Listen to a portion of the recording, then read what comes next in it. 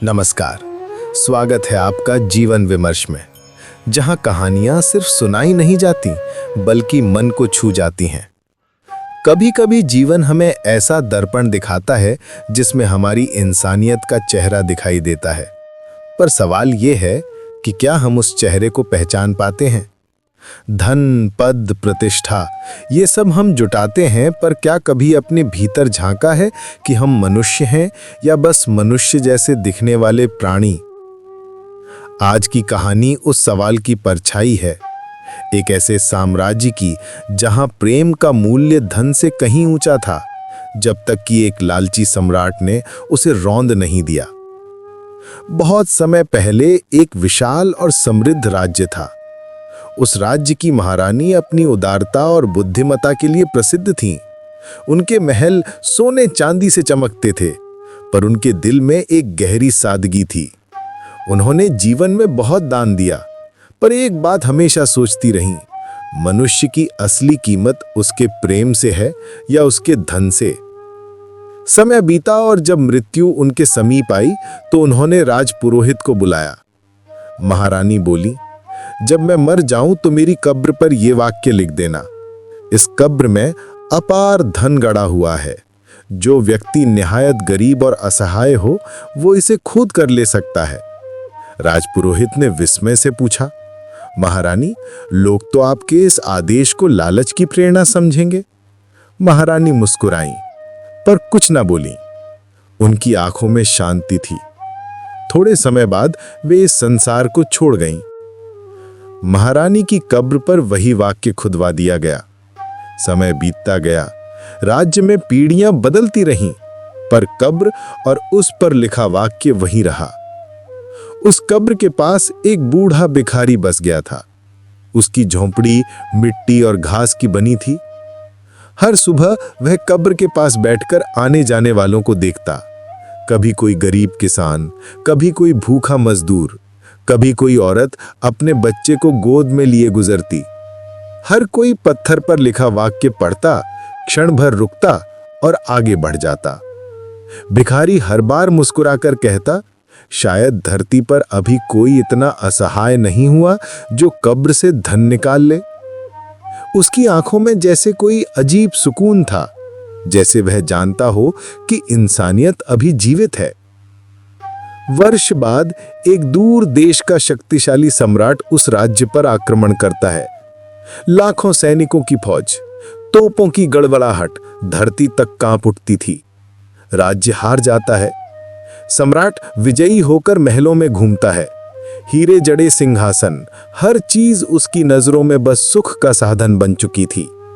घूमते घूमते वह उसी कब्र के पास पहुंचा, पत्थर पर लिखा संदेश पढ़ा और हंस पड़ा। अपार धन गड़ा है तो खोद डालो, आखिर अब ये जमीन मेरी है। उसने सैनिकों को आदेश दिया, इस कब्र को पूरी तरह खोद डालो, शायद यही इस राज्य का असली खजाना है। फावड़े चले, मिट्टी उड़ने लगी। घंटों तक सैनिक खोदते रहे। धरती का सीना चीर दिया गया, पर अंत में निकला केवल एक पत्थर। सम्राट ने उसे पलटवाया। उस पर खुदा था एक संदेश, मित्र, तू अपने से पूछ, क्या तू मनुष्य है? क्योंकि धन के लिए मरे हुए को चैन से सोने न देने वाला मनुष्य हो ही नहीं सकता। सम्राट ठिठक गया। उसके हाथ कांप गए। हृदय में जैसे कोई अनसुनी आवाज गूंजी, क्या मैं भी वही दरिद्र हूं जो कब्र में सोए व्यक्ति से भी धन छीनने आया है? वह धीरे धीरे पीछे हट गया और एक मौन सन्नाटा उसके चारों ओर छा गया। कब्र के पास बैठे बूढ़े भिखारी ने यह सब देखा। वह जोर से ठहाका लगाकर हंसा। सैनिक चौंक उठे। सम्राट ने पूछा, तू हंस क्यों रहा है वृद्ध? भिखारी बोला, मैं बरसों से इस कब्र की रखवाली कर रहा हूं और आज आखिरकार मैंने धरती के सबसे दरिद्र और असहाय व्यक्ति को देख लिया। सम्राट ने भौहें चढ़ाई। मैं दरिद्र? मेरे पास तो संसार का सारा धन है। भिखारी मुस्कुराया। उसकी आंखों में एक चमक थी जो सत्य से भरी थी। जिसके हृदय में प्रेम नहीं, वह कितना भी धनी क्यों ना हो, भीतर से कंगाल है, असहाय है और मरे हुए जैसा जीवन जी रहा है। सम्राट निरुत्तर रह गया। उसके होंठ सूख गए और वह बिना कुछ बोले लौट गया। प्रेम और परिग्रह जिंदगी की दो दिशाएं हैं। जहां प्रेम है वहां लोभ मिट जाता है, और जहां लोभ है वहां प्रेम की कोई जगह नहीं बचती। महारानी की वह कब्र एक पत्थर नहीं, एक दर्पण थी, जो हर उस व्यक्ति से पूछती है, क्या तुम मनुष्य हो? इस कहानी से हमें यह सीख मिलती है कि सच्ची गरीबी धन की नहीं, बल्कि प्रेम की कमी में होती है। जिसके हृदय में प्रेम नहीं, वह कितना भी धनी क्यों ना हो, भीतर से दरिद्र होता है। प्रेम और लोभ जिंदगी की दो विपरीत दिशाएं हैं। जहां प्रेम है वहां लोभ मिट जाता है, और जहां लोभ है वहां प्रेम की कोई जगह नहीं बचती। इंसान की असली पहचान उसकी संपत्ति से नहीं, बल्कि उसके हृदय की करुणा और संवेदना से होती है। महारानी की कब्र हमें याद दिलाती है कि मृत्यु के बाद धन साथ नहीं जाता, पर प्रेम और अच्छे कर्म अमर रहते हैं।